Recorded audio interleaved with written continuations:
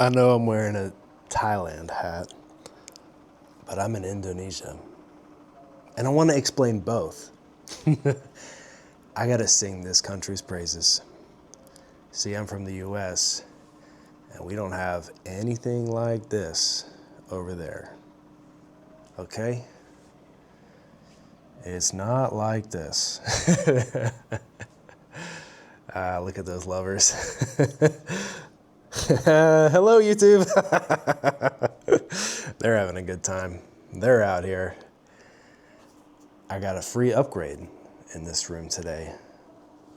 And I want to talk about just why Indonesia is such a pleasure to travel.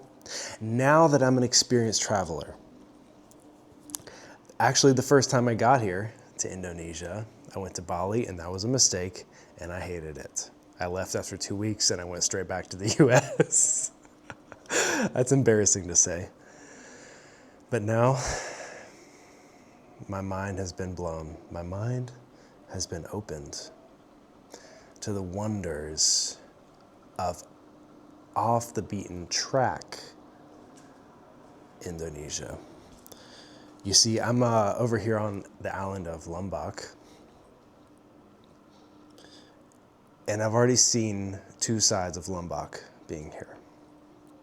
In just a few days I've been here. I first went to Kuta in southern Lombok, and I was like, oh no, I am in Bali again. This place is rapidly developing. There was so much construction noise. The roads were terrible. The prices were high. And I knew this is not the Indonesia. There are two different Indonesias. There's the tourist Indonesia, and then there's the real Indonesia. And then you kind of have the in-between, where I am right now, where prices aren't inflated, but there's still services. You know, you can still find a nice room like this at an affordable price. I'm gonna tell you at the end of this video what I paid for this room, and I'll give you a little tour here.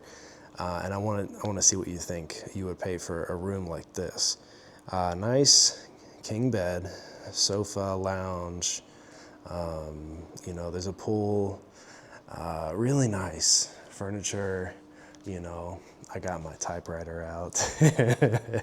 I'm a poet, you know, if you didn't know it. And just a beautiful new bathroom, man. Just a really nice space, you know. You can tell it's nice when they get the good shower, you know. So I'm in love with this version of Indonesia. The version that isn't overly developed, isn't price gouging people. It's not Bali. It's not Kuta Lombok. It's the in-between. I'm over here in a sort of a rural area, about an hour and a half from the airport at the base of Mount Rinjani.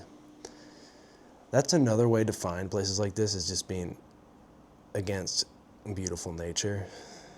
You'll be more likely to find places like this. But it's perfect. It's a traveler's wet dream. You're getting the best of Indonesia for not the highest price. And I just love the people, man. They welcomed me over here with big smiles. And they looked at me and they thought, you know what? I know you paid for this room, but here's a free upgrade.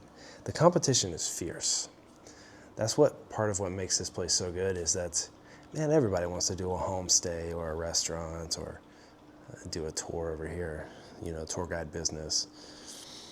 That's the way to make money, you know? So there's just a lot of competition. So as a traveler, that's the best. When everybody's fighting for your dollar, you get an amazing deal, I'll tell you that. And everything is negotiable. You have to just be clear about what you want. That's the trick. When you're clear about what you want to experience and how much you want to pay for it, your life becomes a lot easier. You start to enjoy the hidden parts that most tourists don't get to see. And I don't want to take advantage of the local people. I want to pay more. As a Caucasian person, a person of privilege, coming into a lower income country, yes, I think I should pay more. So I'm not disputing that. And I think that you shouldn't dispute that either. Because we are coming in and changing a place. But this place deserves to be experienced. It's incredible. These rice terraces, the way the coconut palms are everywhere, it's so lush, so green. I got here and they only charged me $2, $3 for a meal. And it was slamming. It was freaking slamming. It was papaya curry. I never had that before. It was freaking awesome. They told me before I have to leave, I have to try the Lombok special, which is jackfruit curry or something like that. So I'm pumped for that. But here's the thing. Everyone's like, oh, go to the Philippines. So a lot of Americans, they go over there because it's more comfortable. Indonesia is a mostly Muslim country, and that makes Americans uncomfortable. It just does. They'd rather go to a Christian place. But the thing about Indonesia is, it depends on where you are. Here on Lombok, yes, it is Muslim. On Bali, it's Hindu. On Flores, it's Christian. If you feel uncomfortable in one religion, just pick your pick your choice. And it's just absolutely choose your own adventure. You know, I was looking at all the activities they have written on the board to do. Waterfall hikes, dirt bike adventure, village tour. It goes on and on and on. I saw people paragliding yesterday, and I asked about the price. $36 US to go paragliding. Back in the US, that's $250 easy. The value is insane.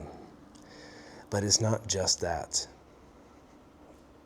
It's the magic of being on an island in the middle of the ocean that's lush, beautiful. It's dreamy. Indonesia is the most beautiful country in the world. There's a reason all the influencers want to come here and take pictures. It's insane.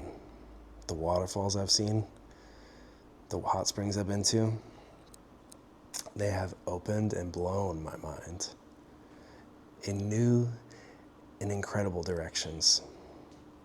We don't just get this in America, man. Yeah, we do have Hawaii, and I love Hawaii, but it's not this. There's something really, really special about Indonesia